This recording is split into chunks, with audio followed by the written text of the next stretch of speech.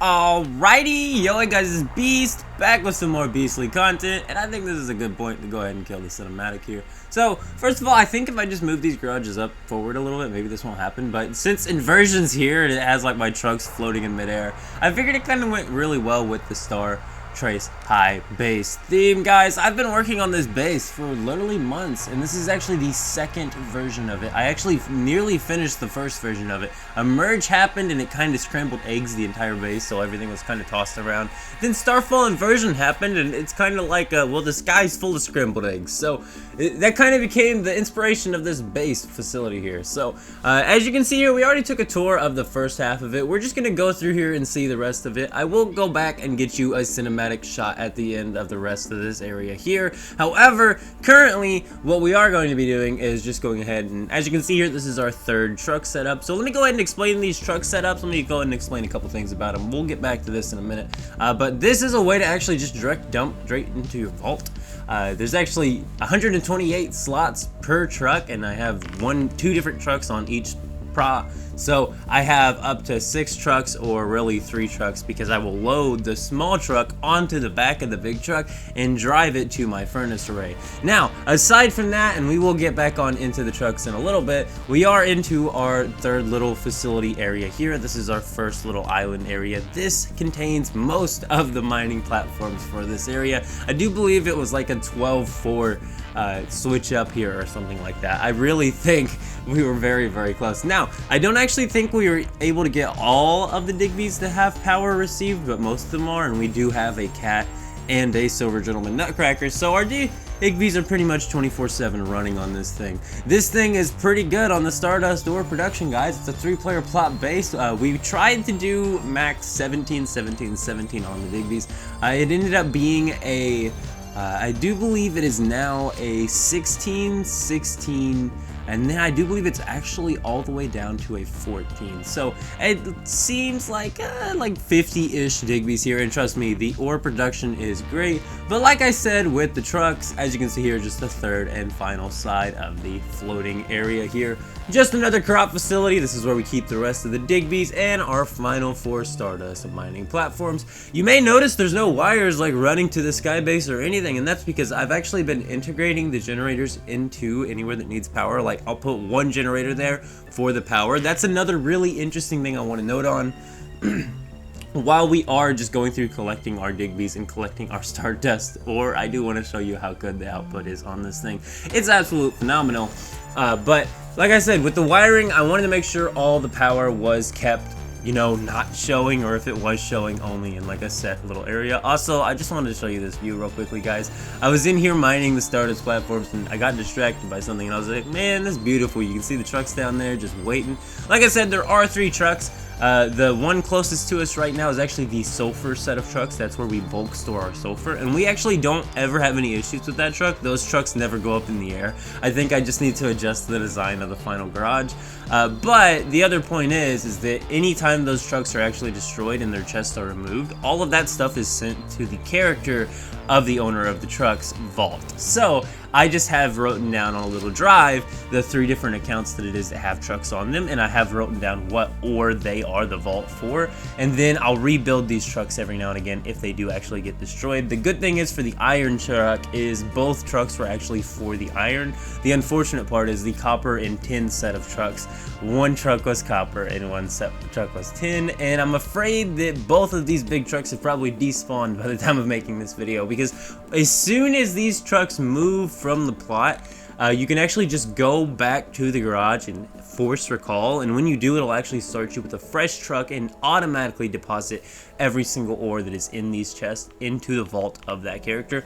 And I haven't actually checked the vault capacity, but I'm thinking it's a very, very large capacity. I have had so much dirty water in my vault before. I am excited to see how much ores we're actually going to be able to get stacked in there. Like I said, I can actually do this drive though. I have actually done this drive with the small truck on the back of this other truck, but like I said, usually I just like to respawn the trucks, have all that stuff get dropped into that character's inventory, then I can send that character over to the smelting furnace, and it will go from its vault to the chest in front of the, or above the furnaces, and just automatically put the ore in there. I can load up whatever character I want to use the furnaces on and get that Stellar Stairway XP. You get it. It's literally the easiest way to max Stairway out on 8 entire accounts. Super duper easy with this ore setup here, guys. I've been using these Digbees for a very long time for my Stellar Stairway and my furnaces, because I've had my furnaces forever. But finally, with the completion of Star Trace High here, guys, we are done with the 8-man, 1-man Anabasis Perma-Server bases. We have every single base built, and with that, I really want to show you just the flow between the bases, because one base is making supplies for the next base. This is the end game of Once Human, if you ask me. If you're a guy like me and you really enjoy the building and you really enjoy that you can make passive things that are generating materials, and you like having material sinks and things like this type of base might be for you. As you can see here, we have 10 64 slot chests up here for the Star Trace ore. This was our first harvest of the day, or the first time actually harvesting this when they were full. But from now on, what this means is every time we see that these are 100% filled, we can go through and harvest them and just directly dump into the Star Trace chest. As you can see here, that's actually what we were doing right here. As you can see, just going through and harvesting the Star Trace ore. Now, in the end of the video, I do show the chest of the Star Trace, and we get one entire 64 slot filled, and then we filled a 17 slot worth of the second chest. So, you know, just a little above 81,000 StarDust Trace ore. And as you can see here, for these last 5 up here, and I think a couple other ones, we actually had to rebuild these because we destroyed them at one point. Now, I do believe, yeah, we got the power going on. So I was tripping for a second. I was like, did we even build the power out completely here? I didn't remember if we built our final 4 generators, but we did. We literally have been working on this for the past 2 days, guys. This base took a long time. And trust me, guys, if you haven't built one of these sky bases before, and you don't realize how irritating it is to have to get the gravity crystals for building this thing, let me just tell you right now, it's a pain in the butt. It's pretty much play inversion, go build 2 platforms, wait for inversion, then continue. But yeah, we did get it done. Star Trace High, guys. What do you think? I think I'm gonna go ahead and get out of here very, very soon. I do just want to let you guys see the rest of this base in a cinematic-y view. We did kind of only tour this part before, you know, the trucks decided to go fly off into outer space.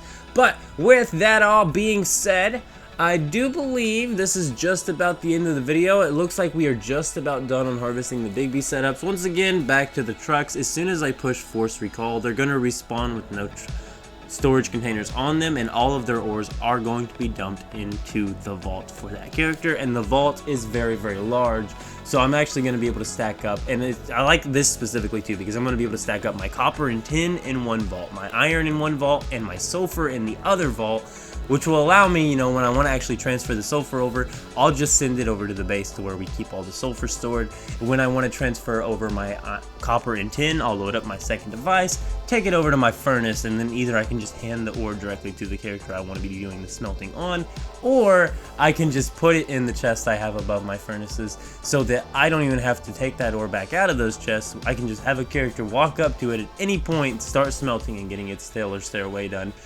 Absolutely amazing, guys. I cannot recommend enough doing a Perma-Server base. By the way, all of my previous bases that I did tours of, I haven't had any merges. So with that being said, enjoy the rest of this cinematic-y showcase here, but I'm out. See yous. Keep it beast mode.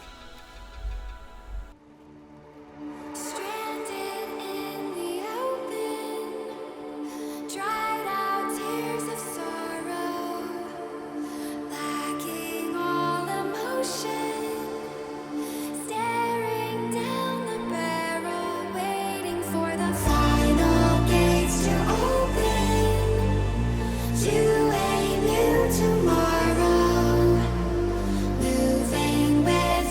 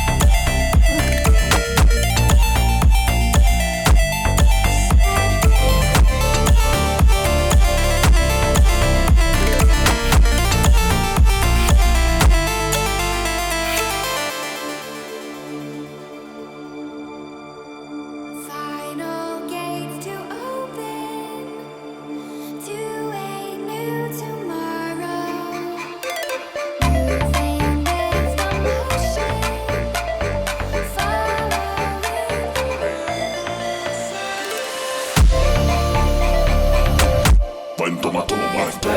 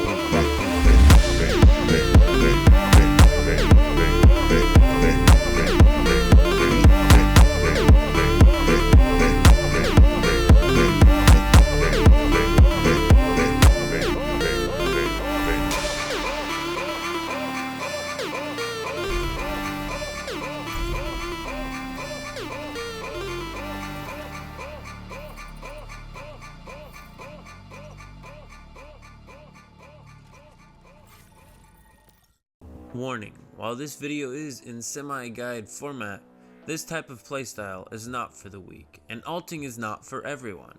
But, without further ado, I present, and this is part 1, a one-man hive in Once Human. So, to begin your alting journey,